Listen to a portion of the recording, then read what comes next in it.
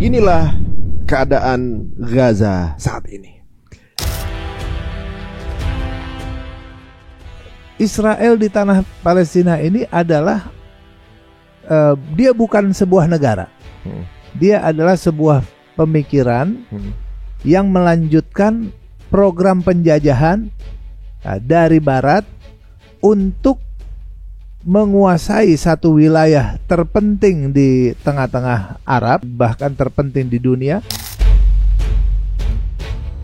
Ini juga 7 Oktober. 7 Oktober itu mereka sudah mengumumkan. Mereka sudah mengumumkan akan membongkar Masjidil Aqsa dan akan membangun kuil Solomon di atasnya. Turunan asli Yahudi itu ada 12 cabang. Ada 12 cabang. Nah, secara singkat 12-12-nya ini sudah masuk Islam semua. Masya Jadi Allah. Yang Yahudi sekarang ini ada di Palestina tidak ada hubungannya dengan Yahudi asli, itu tidak ada hubungannya sama sekali. Mereka hanya klaim saja. Nah, ini mesti dibuka nih fakta ini nih, teman-teman semuanya.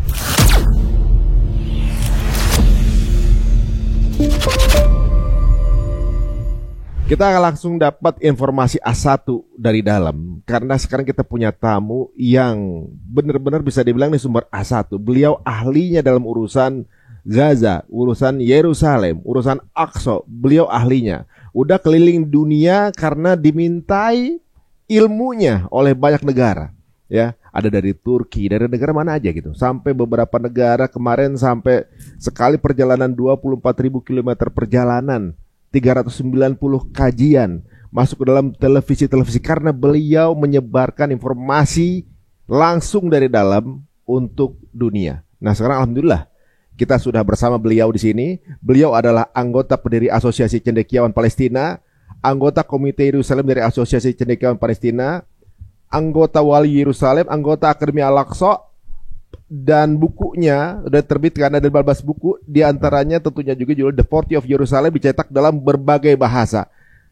Hari ini ada di tengah-tengah kita bersama dengan Kiai Sobri, ada di sini juga, itu Syekh Muraweh. Assalamualaikum warahmatullahi wabarakatuh. Waalaikumsalam warahmatullahi wabarakatuh. Alhamdulillah, sebelumnya terima kasih nih Kiai dan juga Syekh untuk hadir di tempat kita nih. Kita juga senang bisa sampai di tempat Mas Ari. Waduh, alhamdulillah. Saya ngomong bahasa Arabnya apa ya? Berterima kasih itu bahasa Arab. Syukran jazilan. Syukran jazilan. Ala hudurikum. Ala hudurikum. Wa nahnu nashkurukum liistidafatina fi hadzal barnamij al-mubarak. Dan kami berterima kasih juga atas kesempatan yang baik ini di dalam acara yang baik ini. Alhamdulillah, waduh, alhamdulillah. Nah, sekarang ini pasti teman-teman kepengen tahu, pengen ngorek apa yang sebenarnya terjadi. Dan ini jarang diketahui teman-teman, kenapa para pejuang Palestina itu memulai penyerangan di 7 Oktober. Alasan sebenarnya apa? Jarang ada yang ngungkap. Langsung kita tanya sekarang. Dan teman-teman, sebelum kita mulai, kita tanya dulu keberadaan dari Syekh Muraweh di Indonesia. Baik. Syekh Muraweh, kira-kira ke Indonesia ini dalam rangka apa nih Kiai? Ya Syekhna, ma sabab hudurikum fi Indonesia? بسم الله والصلاة على رسول الله. الحمد لله نحمده ونستعين ونستهديه ونعوذ بالله من شرور أنفسنا ومن سيئات أعمالنا. من يهده الله فلا مضل له ومن يضلل فلن تجد له وليا مرشدا. وأشهد أن قائدنا وحبيبنا وقدوتنا محمد بن عبد الله. بداية لا يشكر الله من لا يشكر الناس، فأنا أشكر الشعب الإندونيسي والحكومة الإندونيسية، وأشكركم لاستضافتكم لي للحديث عن بيت المقدس قضية المسلمين الأولى. Nah, yang pertama beliau memuji Allah Ta'ala dan berselawat kepada Muhammad SAW. Yang kedua beliau sebagai sebagai manusia beliau berterima kasih kepada Allah Subhanahu Wa Ta'ala. Dan terlebih-lebih juga berterima kasih kepada pemerintah Indonesia atas perkenannya beliau hadir di Indonesia untuk menyampaikan permasalahan-permasalahan Al-Aqsa, Palestina dan lain-lain. Begitu juga apresiasi dan berterima kasih kepada masyarakat Indonesia yang sampai saat ini tetap istiqomah, tetap selalu semangat dalam memperjuangkan kemerdekaan Palestina. Dan beliau juga berterima kasih kepada Mas Ari dan tim yang telah menyambut beliau untuk membahas satu urusan yang sangat penting di dunia saat sekarang ini, yaitu tentang Al-Quds. Masya Allah. ونحن نبحث عن أي مكان في العالم سواء دول أو شعوب تستضيفنا ولكي نسمعها صوتنا في القضية الفلسطينية. نحن نعمل مشروع الأمة، مشروع المسجد الأقصى وتحرير المسجد الأقصى وتحرير فلسطين من هذه العصابة الصهيونية. فنحن نسعى في الأرض، فسيحوا في الأرض، نذهب إلى أي دولة تقبلنا. وقد وجدنا في إندونيسيا الحبيبة حكومة وشعبا استضافة مباركة. فنحن أنا آتي هذا البلد من أكثر من 7 أو 8 سنوات، وأذهب لأي مكان في الجامعات، في المدارس، لا يعترضني أحد. فأحببنا إندونيسيا وأحبنا الشعب الإندونيسي لإيصال رسالة الشعب الفلسطيني للشعب الإندونيسي والحكومة الإندونيسية. Jazakallah khair. Nah, yang pertama, beliau kenapa senang untuk ke Indonesia? Beliau ini datang ke Indonesia sudah 7 sampai 8 tahun yang lalu. Setiap kali beliau datang ke Indonesia maupun ke seluruh dunia, seluruh dunia, semua negara-negara yang beliau kunjungi, negara yang paling menerima Syekh dalam urusan kepalestinaan, dalam urusan Al-Aqsa, dalam urusan Baitul Maqdis, yang paling menerima adalah Indonesia. Baik pemerintah maupun masyarakatnya. Nggak pernah ada penolakan dimanapun. Sehingga kita ini sangat mencintai Indonesia seperti negaranya sendiri. Nah, itu juga mengakibatkan kita selalu perlunya untuk menyampaikan berita-berita terkini yang ada di Palestina. Nah, ini tentunya juga banyak yang ditunggu sama teman-teman semuanya ya. Sebelumnya tentunya nih kayak ini kan kita nih banyak yang baru ilmunya sedikit mengenai Palestina, mengenai Aqsa, mengenai apa yang terjadi sekarang. Mengenai kejadian Nakba 1948 aja banyak yang belum paham bahwa ini ada penjajahan. Qadarullah dengan ada perang ini baru tahu ternyata Palestina dijajah aja banyak kayak anak-anak sekarang. Tapi ada satu hal yang belum terungkap sampai sekarang, pernyataannya bahwa banyak yang belum tahu kenapa pejuang Palestina itu kemudian memutuskan untuk melakukan agresi di tanggal 7 Oktober kalau menurut pendapat Syekh. Ya Syekhna, soal لماذا ما السبب هجوم المقاومة لإسرائيل؟ لأن هنا في ناس والشباب والإندونيسيين ما يعرف حقيقة إسرائيل وفلسطين. كانوا يعرفون أن إسرائيل هذا دولة لوحده، ليس المحتل، ليس المستعمر يعني. وكيف يعني ليش يعني هجموه في 7 من أكتوبر؟ حقيقة في كثير من الناس لا يفهمون الحقيقة، يظنوا يتعاملوا مع القضية على أن إسرائيل دولة. إسرائيل ليست دولة، هي عبارة عن فكرة استعمارية غربية لاستعمار فلسطين تحت دعاوي باطلة، أرض الميعاد وأرض الأجداد، وهذا كله كذب. هي دولة مغتصبة محتلة، وكل شرائع الأرض بما فيها الشرائع السماوية تبيح للشخص المحتل أن يقاوم من يحتله. فالشعب الفلسطيني أصلا لا يستنكر عليه أن يكون ضد الاحتلال، يستنكر على هذه الدولة المحتلة المدعومة من الغرب. Nah, jadi memang betul banyak yang masyarakat yang tidak memahami hakikat keberadaan Israel di tanah Palestina. Ya, jadi Israel di tanah Palestina ini adalah dia bukan sebuah negara. Dia adalah sebuah pemikiran yang melanjutkan program penjajahan dari barat untuk menguasai satu wilayah terpenting di tengah-tengah Arab, bahkan terpenting di dunia, dalam rangka menguasai wilayah. Dan juga dia menyebarkan pemikiran-pemikiran, dugaan klaim-klaim bahwa itu adalah tanah yang dijanjikan Tuhan kepada mereka. Kemudian itu adalah mereka punya hak di atas tanah itu. Nah, sehingga di dunia manapun, siapapun yang terjajah, mereka berhak untuk membela diri. Mereka berhak untuk ambil alih tanahnya. Mereka berhak untuk berjuang melawan siapapun yang menjajahnya. Termasuk juga di Indonesia dulu saat penjajahan, ya otomatis siapapun yang terjajah, yang dirampas secara paksa, secara tidak hak, itu mereka punya hak. Inilah yang dilakukan oleh masyarakat Palestina dalam melawan Israel, karena mereka sebagai perampas hak tanah Palestina. والشعب الفلسطيني حقيقة هو من انتداب البريطاني على فلسطين بعد الحرب العالمية الأولى. انتدبت بريطانيا على فلسطين، وكان هناك ما يسمى بعد بلفور وزير خارج بريطانيا اللي تعهد بإنشاء وطن قومي لليهود. فالشعب الفلسطيني يقاوم من 1917 أكثر من 100 سنة وهو يقاوم، وكانت هناك ثورات، ثورة البراق، ثورة 36، ثورة 35، حرب 48، حرب 67، حرب 200، انتفاضات مختلفة. وهذا الشعب ومن حقه أن يقاوم. رجل دخل بيتك الآن في الحكم الشرعي هو عدو صائل يجوز إخراجه، فمن حق الشعب أن يقاوم هذا المحتل بكل ما يستطيع من أنواع المقاومة. Ya, sejak Palestina perang dunia pertama, nah Inggris masuk menguasai di Palestina. Nah, sejak saat itu masyarakat Palestina sudah melakukan perlawanan. Banyak sekali perlawanan-perlawanan yang dilakukan oleh masyarakat Palestina kepada Inggris untuk mengusir penjajah. Ya, itu dikenal dengan beberapa front ya. Dulu ada revolusi Burok, ada juga pokoknya nama-namanya adalah, dan dari tahun ke tahun itu selalu melakukan perlawanan terhadap penjajah Inggris waktu itu.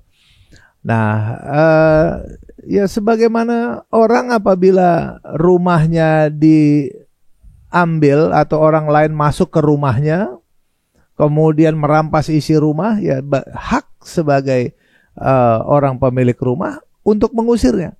Nah, itulah yang terjadi. Bagaimana masyarakat Palestina jadi sudah lebih dari 100 tahun melakukan perlawanan kepada penjajah.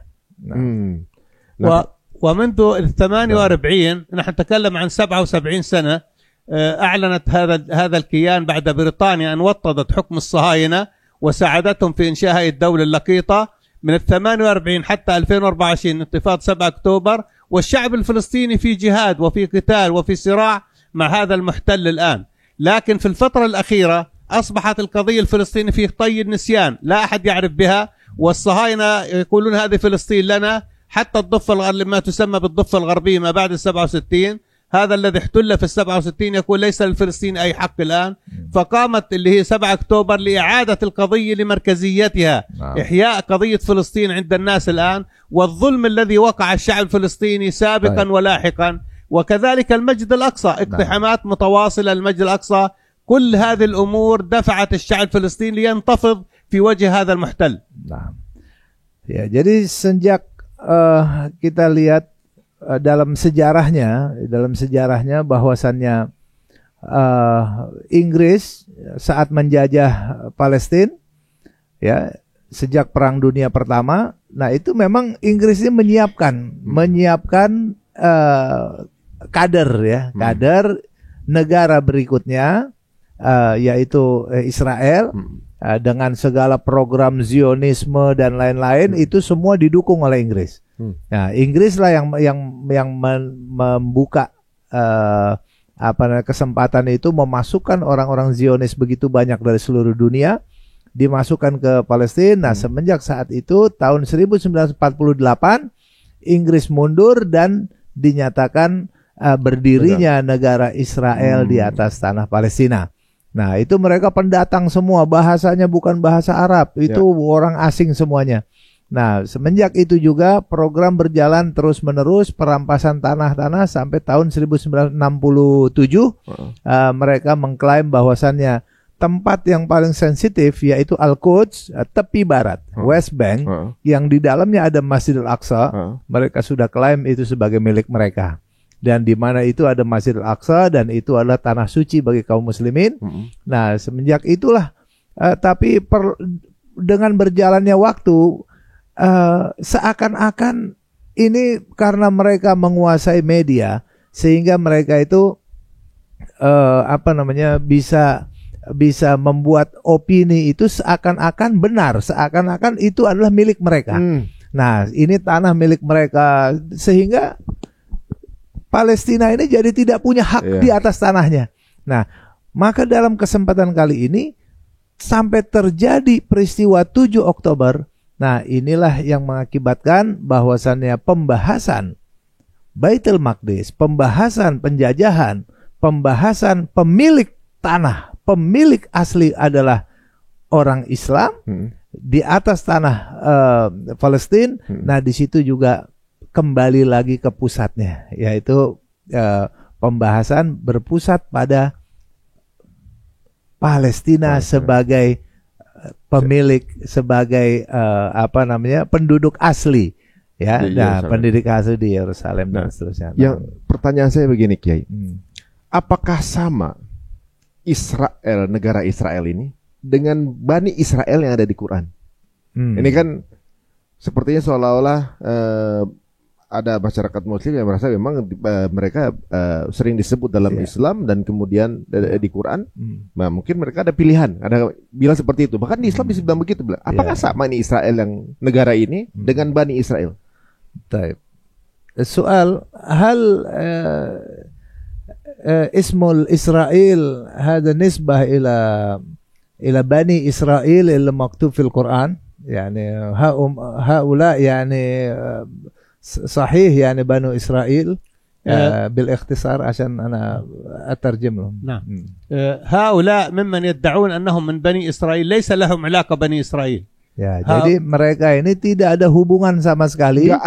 Tidak ada hubungan sama sekali yang namanya dengan Bani Israel. هؤلاء خليط من الصهاينة اليهود والنصارى يقوم على عقيدة طرد الشعب الفلسطيني وإنشاء كيان لليهود لكي يكون شوكة في حلق المسلمين. Nah, jadi mereka ini adalah gabungan antara Zionis, ya, Zionis, paham Zionis dengan kelompok Nasrani bersepakat untuk menyediakan tempat untuk dikuasai, ya, untuk kepentingan mereka. Tentunya untuk kepentingan Eropa, yang ditaruh di situ adalah Zionisnya.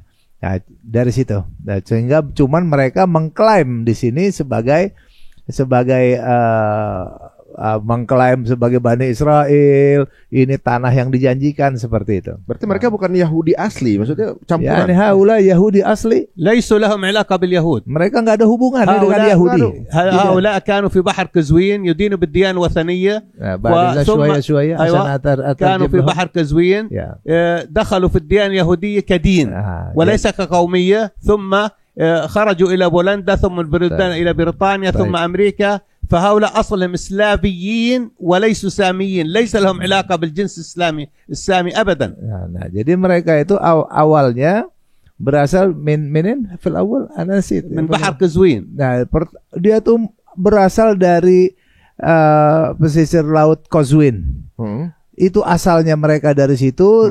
Mereka itu animisme, tidak punya agama, kemudian masuk ke agama Yahudi. Ada satu rahib yang mengajarkan mereka agama Tuhan, diajarkan agama Yahudi. Kemudian dari mereka di situ hijrah dari mereka, ada waktu dulu ada sejarahnya cukup panjang, sehingga mereka ada yang hijrah ke Polandia, ke Irlandia, kemudian juga ke Britania, ke Amerika, kemana tempat. Nah, dari situ mereka ini mengklaim dirinya Yahudi. Nah, mereka tadinya nggak ada hubungan dengan Sami. Mereka tuh nggak ada hubungan dengan Sami. Sebagaimana penduduk yang Bani Israel kan Sami. Mereka nggak ada hubungan. Bahkan katanya bahasanya beda ya, bahasanya beda sama sekali. Al-lugha bardu takhtalif. Naam. ولهذا هم يدعون أنهم من نسل إبراهيم عليه السلام، والله سبحانه وتعالى يقول في القرآن: وما كان إبراهيم يهوديا ولا نصرانيا ولكن كان حنيفا مسلما وما كان مشركين إن أولى الناس بإبراهيم الذين اتبعوه. ليس لهم علاقة لا بإبراهيم ولا بإسحاق ولا بيعقوب. هؤلاء إسلافيين وليسوا ساميين. Nah, mereka itu mengaku Yahudi, mengaku keturunan daripada Nabi Ibrahim, itu nggak ada hubungannya sama sekali. Mereka bukan orang-orang Syamiyin, mereka itu orang-orang Slaviyin, ya, dari Eropa. Mereka itu orang-orang asalnya udah dari sana, dari Rusia, dari Kozwin. Nah, kemudian pindahlah ke Eropa dan kemana-mana tempat. Nah, sehingga sekarang mereka mengklaim diri mereka sebagai keturunan dari Nabi Ibrahim. Itu nggak ada hubungan sama sekali. Nabi Ibrahim bukan Yahudi dan bukan Nasrani. Disebutkan dalam Al-Quranul Karim. Dan siapapun yang mengikuti Nabi Ibrahim, mereka adalah orang-orang baik. وبني إسرائيل أصلا الذين يدعون أنهم ينتسبون كانوا مسلمين. إن الدين عند الله الإسلام. إذن يعقوب وإسحاق وموسى وإبراهيم كانوا مسلمين لأن الدين عند الله. هؤلاء كفروا من جاء بعدهم حتى هم يعترفون والأمر يطول لكني أنا أختصر ذلك. هم يسموا بني الأسباط اللي بعد سليمان 12 سبط يقولوا الأسباط الضائعة ولكنهم حقيقة أسلموا. إذن هؤلاء اللي فلسطين لا علاقة لهم ببني إسرائيل إطلاقا. هي فكرة استعمارية لاغتصاب فلسطين. Nah, jadi dari situ dikatakan bahwasannya nabi-nabi yang mereka klaim sebagai nabi-nabinya mereka, Nabi Ibrahim, Nabi Yakub, itu semuanya adalah Nabi Ishak, itu semua nabi muslimin. Mereka itu semua muslimin, nggak ada yang Yahudi, nggak ada yang Nasrani. Allah yang klaim itu bukan Yahudi, bukan Nasrani, mereka muslimin. Ya, nah sehingga mereka mengklaimnya mereka ini, ya justru ini menunjukkan bahwasannya mereka ini sebuah pemikiran penjajahan Zionisme untuk menguasai satu tempat yang mereka klaim itu adalah tempat mereka, padahal sebetulnya tujuan mereka adalah untuk menguasai wilayah saja. Nah, untuk menguasai wilayah, tapi dia mengklaim ke sana kemari. Adapun keturunan asli beliau ini kita hanya mempersingkat saja terkait dengan pembahasan tentang keturunan. Keturunan asli Yahudi itu ada 12 cabang. Ada 12 cabang. Nah, secara singkat 12-12-nya ini sudah masuk Islam semua. Jadi yang Yahudi sekarang ini ada di Palestina tidak ada hubungannya dengan Yahudi asli, itu tidak ada hubungannya sama sekali. Mereka hanya klaim saja. Nah, ini mesti dibuka nih fakta ini teman-teman semuanya, dan ini banyak yang ngerasa dirinya Israel itu Bani Israel yang dulu itu jauh ternyata ya. Dan penjelasan Syekh tadi luar biasa, karena saya waktu ke Masjid Ibrahimi, nabi-nabi yang dia klaim mereka itu makamnya ke makam Islami. Betul. Gitu. Jadi ibaratnya ini nabinya Islam gitu kan. Betul. Bahkan huwa zahab ila azar Masjid Ibrahimi. Nah, wa syaf yani hanak maqabir Islami kullu. نعم يعني ما في يهودي هناك أبدا. نعم المسجد الإبراهيمي في الخليل هو نسبة لإبراهيم الخليل. إبراهيم الخليل الذين يكذبون ويدعون أنه هم من أصله هو عراقي، هو من مدينة أور في العراق وجاء لفلسطين ثم سكن في فلسطين آخر في الخليل، ثم لما أنجب من هاجر اللي هي إسماعيل وأتى به إلى مكة الآن. فإذا كانت قضية نسب هو ليس لهم علاقة بإبراهيم أولا، حتى لو كان لهم علاقة بإبراهيم، إبراهيم هو من العراق وليس من فلسطين.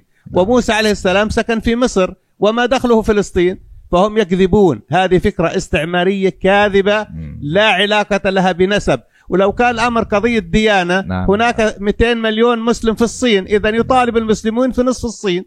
هي ليست قضية ديانة، قضية قومية، ليس لهم قومية ولا أصل بفلسطين إطلاقا. Nah, jadi terkait dengan yang disebutkan tadi, Nabi itu yang antum lihat di kota Khalil, ya Hebron, itu Masjid Ibrahim yang antum lihat di sana, itu semuanya Islami. Semua Islami, dan mereka mengklaim itu Yahudi bagian daripada agamanya Nabi Ibrahim. Itu adalah satu kedustaan, kebohongan milik mereka. Dan juga mereka mengklaim keturunannya nggak bisa. Nabi Ibrahim tuh asalnya tuh berasal dari Irak. Berasal dari Irak, kemudian dia hijrah ke Palestina.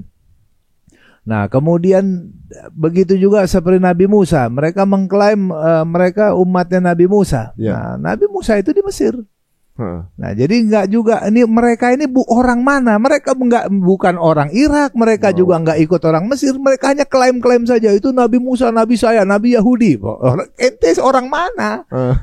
Ente kan orang mana? Ente bukan juga orang Mesir, bukan juga orang Irak, bukan juga orang Palestina. Ente kan orang sebelah sana. Nggak ada hubungan dengan mereka, dengan nabi-nabi yang mereka klaim itu. Nah, dari sini ya secara singkat.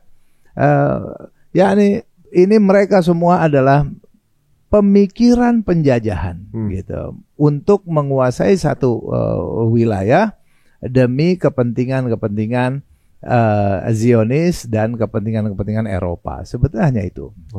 berarti Ibrahim دخل فلسطين 1900 قبل الميلاد والشعب الفلسطيني كان يسمى الشعب الكنعاني من 3500 قبل الميلاد قبل إبراهيم ب2000 سنة. ما علاقتهم بإبراهيم؟ وهناك شعب فلسطيني الكنعاني اليبوسي اللي ورد ذكره في التوراة 628 مرة باسم اليبوسيين أو اللي هي فلسطينة أو فلسطين، هذا اسمها من قبل. إذا إبراهيم دخل هو كزائر أو كمهاجر لفلسطين وليس من أصل فلسطين. الشعب الفلسطيني موجود من عشرات الآلاف من السنين. Jadi kalau dilihat daripada sejarahnya, nah orang-orang Palestina itu sudah duduk di Palestina itu udah puluhan ribu tahun di Palestina, gitu. Jadi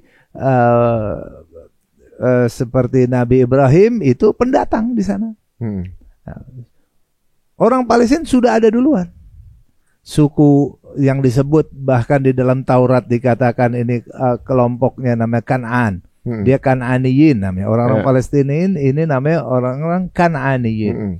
Nah, mereka sudah ada lebih dulu di sana. Nah, sebelum Nabi Ibrahim datang. Sebelum apalagi Nabi Musa, ini udah ada lagi zaman dulu gitu ya. Nah, penduduk asli yang namanya Kan'an. Nah, kemudian datangnya Nabi Ibrahim di situ dan datangnya mereka sebagai pendatang dan menetap di Palestina. Nah, ini semuanya adalah menunjukkan bahwasannya orang-orang Palestina ini tidak ada hubungannya sama mereka. Mereka tuh nggak ada hubungan sama sekali secara nasab kepada Nabi Ibrahim, Nabi Ishak, Nabi Yakub, Nabi Musa, nabi-nabi apapun nggak ada. Mereka orang-orang dari Qazwin. Ini klaim aja berarti ya? Hanya klaim saja. Klaim aja ya. Jadi guys, kalau kita lihat ya, ibaratnya bahwa yang keturunan dari Nabi Nuh, Sem, ngerasa Semitik. Jadi kalau membunuhi warga Palestina itu yang lebih antisemit. Mereka ini bukan Semit berarti. Jadi kalau dibilang antisemit, justru mereka sendiri. Karena apa? Mereka ini bukan keturunan Sem juga berarti. Berarti kalau kita misalnya menyerang Yahudi bilang antisemit kan? Yang Semit itu orang Palestina berarti kan? Iya. Mereka kan pendatang kan? Mereka pendatang. Berarti kalau bilang antisemit justru mereka yang antisemit dong. Betul. Nah, ini emang secara media kita udah dirubah ya. Waduh. Kalau sekarang ini menurut pandangan Syekh, keadaan saya pengen tahu gini. Kenapa Masjid Al-Aqsa diperebutkan? Kan bisa aja itu bangsa Zionis dan Yahudi nyari wilayah lain.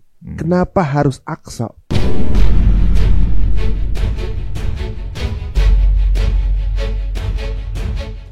Ya, jadi mereka sudah menyiapkan persyaratan-persyaratan dalam akidah mereka, yaitu adanya sapi merah, kemudian mereka udah siapin batunya, udah siapin segala macam keperluannya. Dan sapi merah ini betul-betul hasil daripada teknologi sel gitu ya. Jadi mereka rekayasa genetika. Sapi merah pun itu rekayasa. Hasil rekayasa, jadi ada sapi merah semua. Lalu ini mereka kemas bahasanya seakan-akan Tuhan sudah menyiapkan, sudah memberikan, padahal rekayasa mereka. Kalaulah tidak perang 7 Oktober sudah dibongkar Masjid Al-Aqsa. Bayangin guys, sampai 680.000 jiwa demi mempertahankan Masjid Al-Aqsa. Demi biar sampai sekarang ditunda itu penghancurannya. Tuh bayangin pengorbanannya.